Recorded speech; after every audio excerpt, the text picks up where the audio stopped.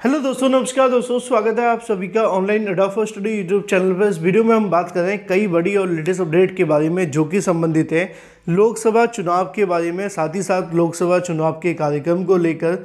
इसके अलावा UP TGT बिजली एग्जाम, यूपी टीईटी, इसके साथ साथ उत्तर प्रदेश की 41,000 नई जूनियर शिक्षक भर्ती के अलावा नई प्राथमिक शिक्षक भर्ती के बारे में, इन तमाम मुद्दों पर हम डिटेल में बात करेंगे। चैनल को सब्सक्राइब करके बेल आइकन को दबा लें और वीडियो को लाइक कर दें, जिससे कि आपको रियल ऑथेंटिक जानकारी सबसे पहले मिलती रहे।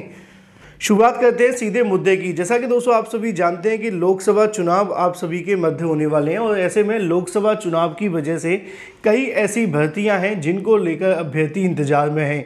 चाहे वो अगर बात की जाए यूपी टीजीटी बिजली का एग्ज़ाम हो या टीईटी की परीक्षा कराना हो या उत्तर प्रदेश में नई शिक्षक भर्तियों को निकाला जाना हो, जैसे कि जूनियर शिक्षक भर्ती या नई प्राइमरी शिक्षक भर्ती, इन तमाम भर्तियों को लेकर जो प्रोसेस है वो चुनाव के साथ साथ सरकार की कहीं ना कहीं मंशा यानी कि नया शिक्षा सेवा चयन आयोग की वजह से लटके रहे।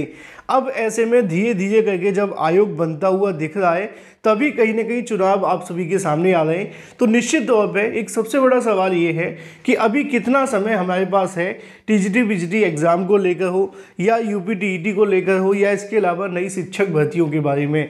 तो इसका सीधा सा जो जवाब है वो यही है कि अभी आपके पास में 50 दिन का समय है इन भर्तियों को लेकर। कैसे, देख लेते हैं। ये आज ही का न्यूज़पेपर है जिसके अंदर आप सभी के सामने लिखा हुआ है, जिसमें साफ शब्दों में जानकारी दी गई है। हीला हवाली, लोकसभा चुनाव के बाद ही शुरू हो सकेंगी शिक्षक भर्ती। अब चाहे वो टीजीटी बिजली की परीक्षा करवाना हो या यूपी टीईटी की परीक्षा या उत्तर प्रदेश में नई शिक्षक भर्तियों के विज्ञापन, जूनियर हो या प्राथमिक, ये सभी सीधे तौर पर चुनाव के बाद ही होने की उम्मीद है। क्योंकि अभी चुनाव आप सभी के सामने अगर अप्रैल में होते भी हैं तो मार्च में इसकी आचार संहिता लग जाएगी और उसके बाद में जब चुनाव खत्म होंगे, रिजल्ट जारी होगा, तब जाकर के चुनावी आचार संहिता खत्म होगी।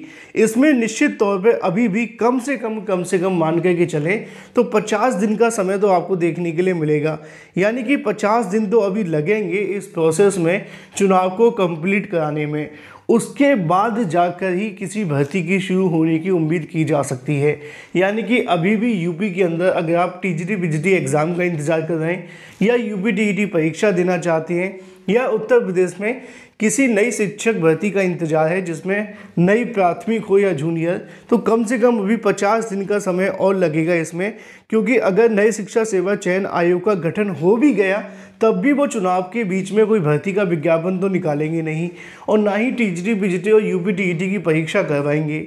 संभावना वैसे तो चल रही है कि चुनावी आचार संहिता 15 मार्च के आसपास लग सकती है, लेकिन अभी ऐसा कोई ऑफिशियल नहीं आया है।